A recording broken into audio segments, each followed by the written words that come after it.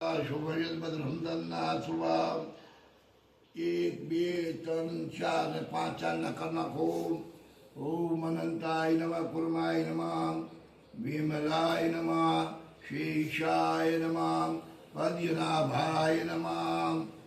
ઓમ શાંતિ ચેત નામનાગ્નિએ ભ્યો નમઃ સ્વાહા સ્વધા સપરિવારાય નમઃ. અગ્નિનારાયણ ભગવાન પણ આપણે પધરાવી છે એવો ભાવ કરવાનો.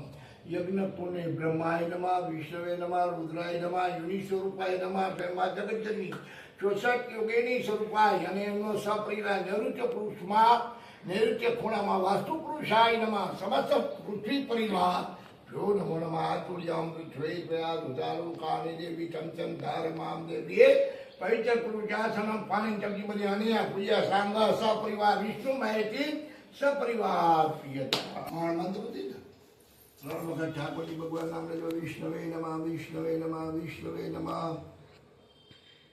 અથ અચ્યુતમ પુત્ર ધર્મ અર્થ કામાંત મોક્ષ ચતુર્વિધ પુરુષાર્થ મમ બોલે બાપ કહેજો 2 માસું અધરાધ્યમાં મંગલ્યમાં સણમાસ વરપદમાં સુદમાસ વિક્રમાર સંવત 2081 જ્યારે પુણ્યકાળીમાં જગતજનની આરાધ્ય પર્વ નિમિત્તે નવરાત્રિ પર્વ નિમિત્તે માં જગતજનની અનુષ્ઠાન કર્મ નિમિત્તના દ્વિતીય ચોથું પાંચમું છઠ્ઠું વર્ષ જે આ 4 કોઈ તમારે નક્કી કરવાનું, મનમાં પડી જવાનું. બરાબર છે.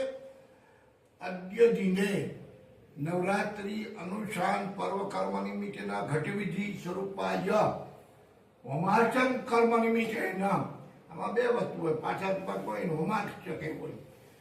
ઘણા બધા ઉપર ઘટ સ્થાપનમાં પાઠાત્મક કરતા હોય છે.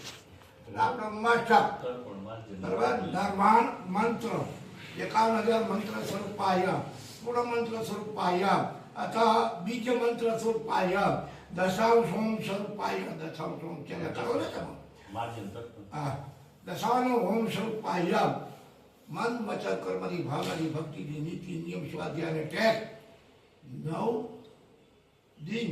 આ વખતે 1 દિવસ વધારે 2 એક ટૂંકમાં નવરાત્રિમાં જે સારું કહેવાય સુકન નતું કહેવાય એમ કહે છે. બાકી તો ઠાકોર નોરતું ઘટે તો એ સંકટ કહેવાય દુનિયા ઉપર.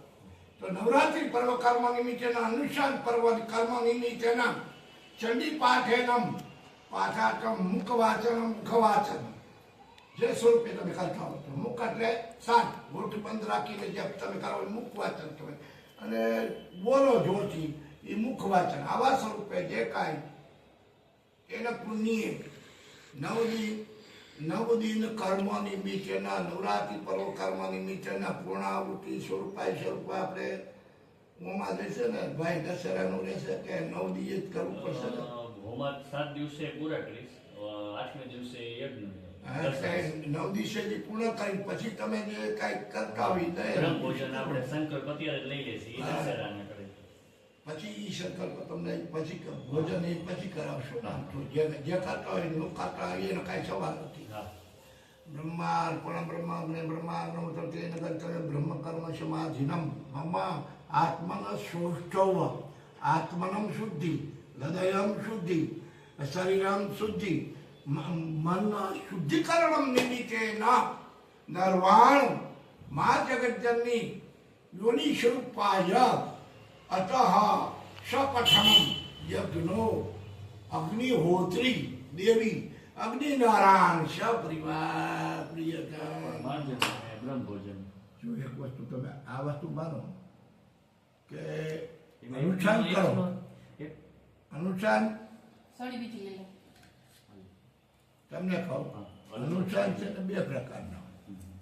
મેં તમને કીધું કે જે પાઠાત્મક કરતા હોમાષ્ટક અમુક ન કરતા. હોમાષ્ટક તેને કરતા કે જેને સ્થાપિત મંદિર જેને હોય એ હોમાષ્ટક કરતા. આ તો કરે બહુ સારી વાત છે, એના માટે કોઈ વાત નહીં.